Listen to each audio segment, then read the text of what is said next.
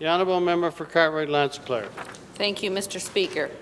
To the Honourable House of Assembly of the Province of Newfoundland and Labrador in Parliament assembled, the petition of the undersigned humbly showeth, whereas most communities in the district of Cartwright-L'Anse, Clair do not have adequate broadband service, and whereas residents, businesses, students, nurses and teachers rely heavily on the internet to conduct their work and cannot afford to wait until 2016 to access a potential plan in partnership with the Muskrat Falls Development, and whereas there are a number of world-class tourism sites in the region, including the UNESCO site at Red Bay, Battle Harbour Historic Site and the Mealy Mountains National Park.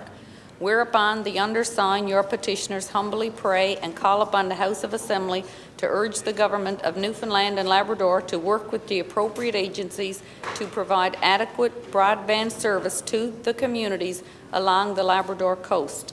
And as in duty bound, your petitioners will ever pray.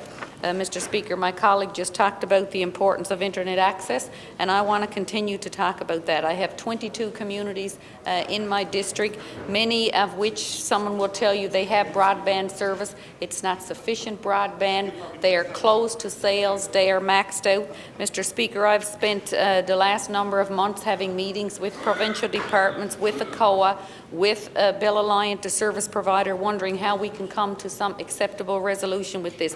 Mr. Speaker, we are living in a more advancing technological age where people are being forced to use the internet for everything. I have many fisher people in my area. They now have to do their licenses in an online system, Mr. Speaker. We have businesses who are paying for their own boosters because the interact is too slow for them to use business. We have hotel owners that are losing business, Mr. Speaker, because the internet is too slow. We will be seeing some improvement in the near future, is my understanding, in the Labrador Straits. That leaves me very concerned about Southeast Labrador. Mr. Speaker, students. If we're going to give everybody a fair fighting chance in this province, it has to be students who need dependable, reliable access to broadband service to be able to carry out their work, Mr. Speaker.